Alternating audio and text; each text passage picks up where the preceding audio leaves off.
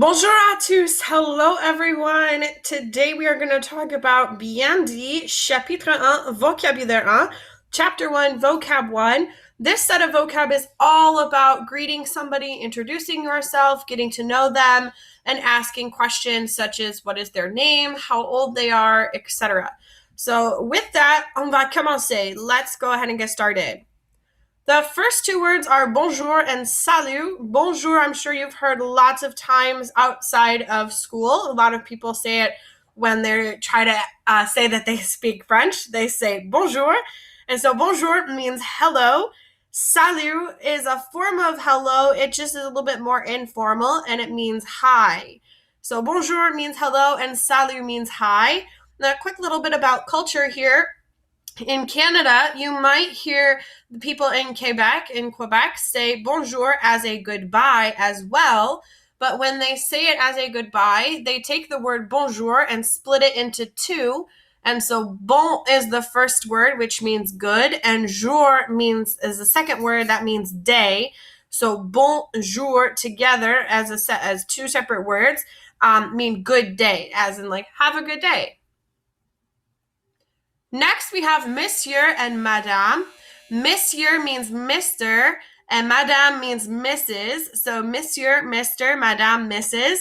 So you call me Madame Mulvey, which just means Mrs. Mulvey. A lot of times the French will shorten this, and instead of saying Madame Mulvey, they'll just say Madame. It's also used as a way to get somebody's attention. You would hear people in a cafe say Monsieur or Madame or Mademoiselle for Miss if somebody's unmarried. But just a little bit culture there for you. Next is bonsoir. And so this is a greeting, although it's used in the afternoon and the evening. Usually or after 7 p.m., like if you go out to a nighttime party, you would say bonsoir, which just means good evening. On here, I have a couple different pictures. I just wanted to show you, shake it up a little bit. So these are all used as goodbyes. The first one that we have is à demain, which is right here. And so à demain means see you tomorrow. Then we have à tout à l'heure right here. À tout à l'heure means see you later, as in see you later a different day. Or the same day, but just at a different hour. So means hour. Think of that as like a later hour. Then we have à plus tard, which means see you later. And this is the one that's used for a different day, when you might not be seeing them the same day again. And then we have à bientôt down at the bottom here, which just means see you soon. And so à bientôt, see you soon, it could be used the same day, it could be used a different day, if you're talking to see them tomorrow or see them in a couple days, but à bientôt. So just to recap, we have à demain, which means see you tomorrow, à tout à l'heure, which means see you later, and that's used for the same day, like you're going to see them later in the same day. Then we have à plus tard, which means see you later, but you're going to see them a different day. And the last one, à bientôt, see you soon. So we have a comic strip here. We have bonjour, our little guy on the left here saying bonjour. We should remember that bonjour means hello. And then we have bonjour, comment tu t'appelles? So our guy on the right here says bonjour, comment tu t'appelles? So comment tu t'appelles means what is your name? In French, it literally means how do you call yourself? But in English, we don't talk like that, so it just means what is your name? So just to recap, bonjour is hello, and comment tu t'appelles? What is your name? Next, we have two girls that are talking. One says, bonjour, comment t'appelles-tu? And then, bonjour, je m'appelle Courtney. So based off these comics, we can kind of guess what comment tu t'appelles means, but it also means the same thing as the comment tu t'appelles on this one. So comment t'appelles-tu is just another way to say what is your name, and then je m'appelle means my name is. This time we have a drawing. It says comment s'appelle-t-il? So it's kind of the same concept that we had with comment tu t'appelles. So comment s'appelle-t-il? What is his name? We could also say comment il s'appelle, and we could get rid of this T, but comment s'appelle-t-il is just a longer way to say it. So we could say comment s'appelle-t-il or comment il s'appelle, but they both mean what is his name. And then we have il s'appelle, which means his name is. Along the same lines, we can take out il and replace it with elle if we were talking about somebody that's a girl. And we could say, comment s'appelle-t-elle? So what is her name? Or comment elle s'appelle? And just get rid of this T. It'd be comment elle s'appelle? What is her name? Next, we have Andinosaur. So Andinosaur. And it says, comment ça va le dinosaure? So how is the dinosaur? Or comment ça va means how is or how are. So we could say, comment ça va if I'm talking to just one person.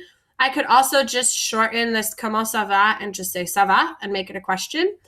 So comment ça va le dinosaure? How is the dinosaur? We have a little picture of a dinosaur here and an emoji, and it says ça va bien. So ça va bien means it's going well or he's doing well. Now we have comment ça va le dinosaure again. So that same sentence, how is the dinosaur? And then we have ça va mal. So looking at that dinosaur and those emojis, ça va mal means doing bad. Along the same lines of asking how somebody is doing, we have ça va très bien. So ça va bien means doing well or doing good. And we have ça va très bien, which means doing very well or very good. Next, we have comme ci, comme ça. And so comme ci, comme ça is so-so, like it's not going bad, it's not going good. But comme ci, comme ça, about in the middle. We also learned plus ou moins, which looks like plus or minus.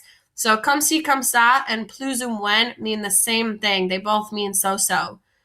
And then bottom right, we have ça ne va pas, means it's not going well at all. He's not doing good.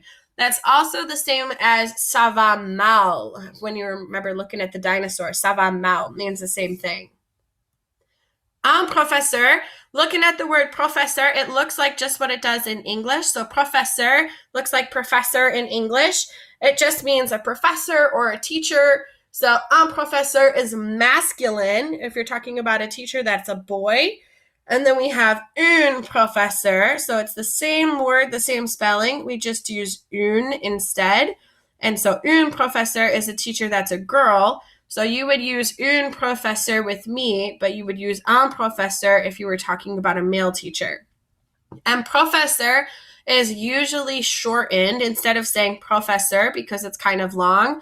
A lot of times you'll hear the French or French speakers say un prof or une prof, just for short.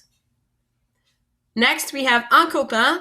So a lot of times you're walking in the hallway with these. You have Ankopa, which means a friend. So Ankopa is a friend that's a boy. And then we have une copine, which is a friend that's a girl. So the only difference between these, we have Ankopa, P-A-I-N, and then copine is P-I-N-E, and you use une in there. So Ankopa and une copine. Up next is je te présente or je vous présente. So we have an informal one over here from when we learned those subject pronouns. We know that te or tu are informal. So je te présente and je vous présente. The vous we know means formal or somebody that's more than one. So if we're talking to more than one person. So looking at présent, it kind of looks like present.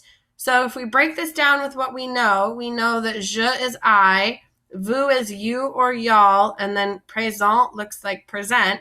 So it's kind of like I present you. So we're talking about introducing somebody. Like I'm introducing you to. In English, this means I'd like to introduce you to. But it's kind of, if you get confused or you get lost, you can always try to break things down into words that you know, and you usually can figure out the meaning. So je te présente means I'd like to introduce you to.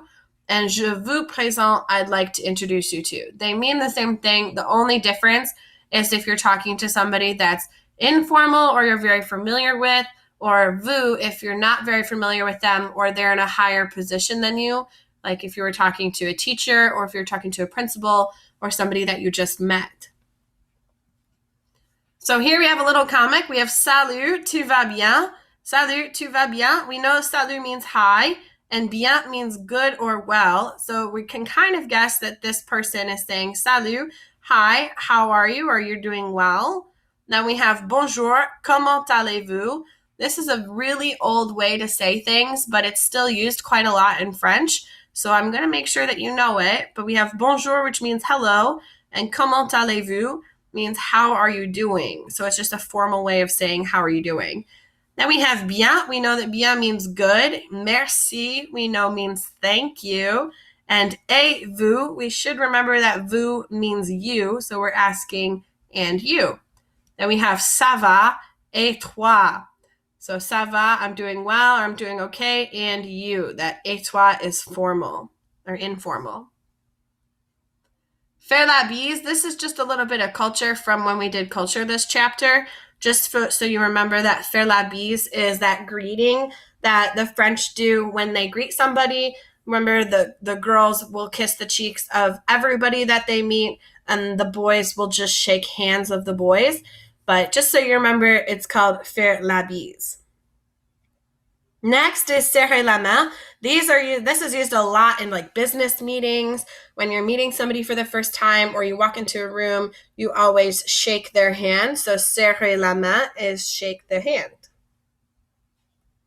Enchante, it kind of looks like enchanted. So when you're meeting somebody for the first time, or when you're meeting somebody and somebody says, je te présente, or je vous présente, I'd like to introduce you to, and then they say their name, so je vous présente Noémie, I'd like to introduce you to Noémie, you would say, Enchante, nice to meet you. Enchante, nice to meet you. And just a little quick recap, remember, boys, you take this first half of the word, so up till the parentheses, and if you're a girl, you have to add on that extra letter in the parentheses. Sasse means this is, so sasse means this is. So I could say sasse Miguel, this is Miguel, or I could sasse Ange, so this is Ange, etc. So sasse means this is. Et c'est tout. That's all of the vocab. So hopefully you can go back through and rewatch this video if you need a little bit of help. But c'est tout et à plus.